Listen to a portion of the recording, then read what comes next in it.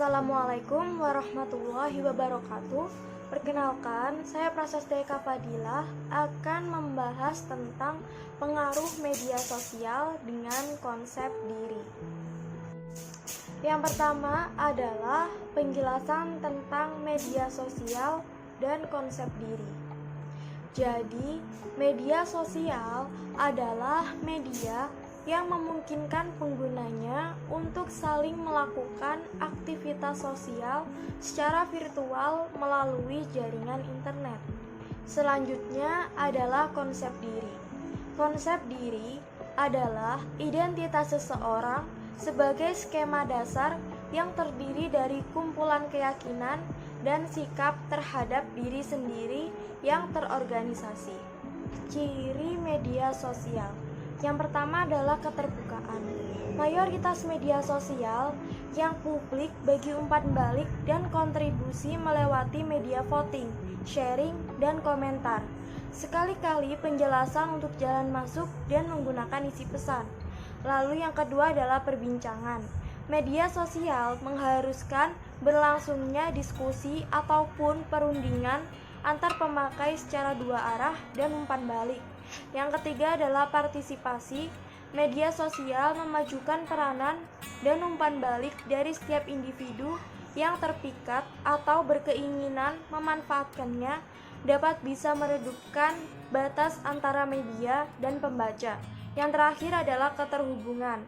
Mayoritas media sosial tumbuh cepat karena mempunyai suatu keahlian yang bisa menjalankan rangkaian antar pemakai melewati suatu layanan hubungan ke website, sumber informasi, dan bagi pemakai lainnya. Fungsi media sosial. Ada 4 fungsi media sosial. Yang pertama, untuk melapangkan hubungan sosial manusia dengan mengaplikasikan internet dan teknologi web. Yang kedua adalah perubahan penerapan komunikasi sesuai media berita dari satu lembaga media ke banyak audiens ke dalam penerapan komunikasi perbincangan antara banyak audiens. Yang ketiga, menjunjung demokratisasi ilmu dan informasi.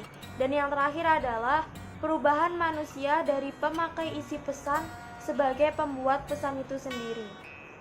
Contoh-contoh media sosial. Yang pertama adalah Instagram, yaitu aplikasi untuk memposting foto dan video. Di dalam Instagram ini kita bisa menjumpai tokoh masyarakat, artis, idola kita, dan lain sebagainya. Lalu yang kedua adalah WhatsApp, yaitu aplikasi untuk chatting, aplikasi untuk mengirim video, mengirim foto, musik, dan lain sebagainya.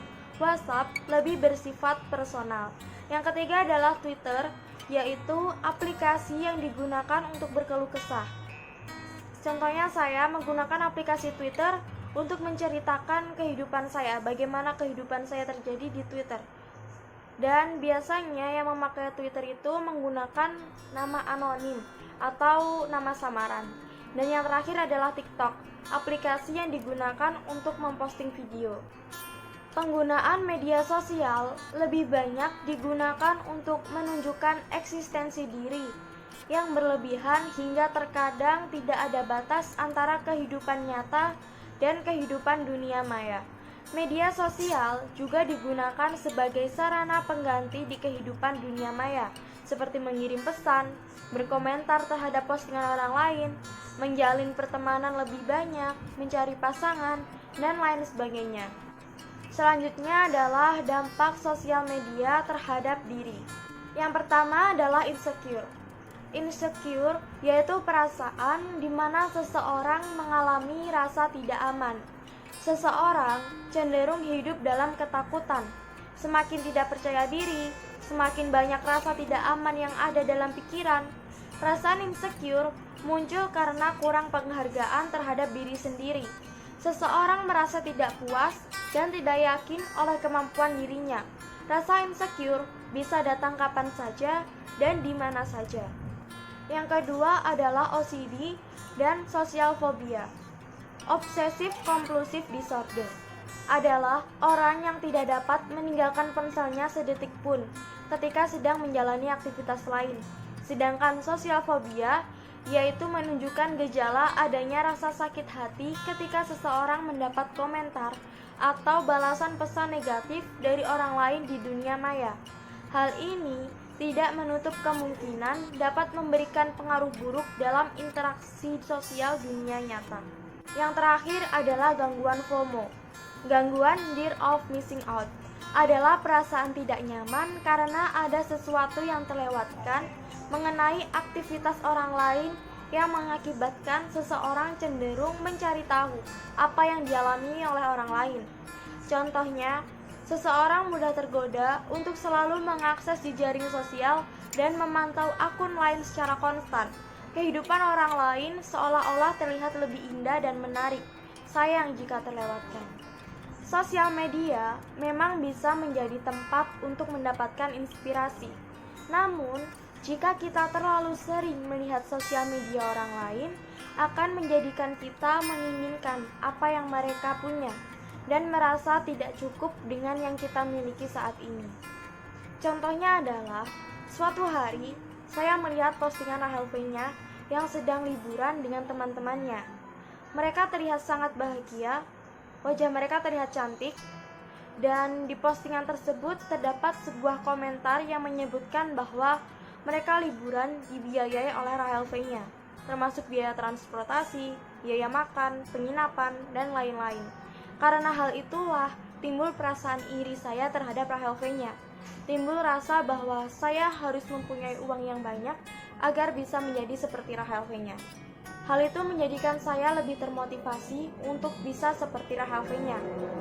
Tetapi, seiring berjalannya waktu, saya merasa stres. Saya merasa apa benar saya bisa menjadi seperti Rahel V-nya suatu saat nanti. Dan perasaan stres itulah yang membuat saya merasa saya harus percaya pada diri saya sendiri untuk menjadi seperti Rahel V-nya itu urusan nanti. Kita harus bersyukur atas apa yang kita miliki sekarang dan fokus kepada tujuan kita ke depan. Jangan terlalu sering membuka sosial media. Kita harus berusaha untuk mencintai diri kita sendiri. Sekian dari saya. Apabila ada salah kata, salah ucap, saya mohon maaf. Dan semoga bermanfaat. Wassalamualaikum warahmatullahi wabarakatuh. Semoga bahagia selalu dan sehat selalu.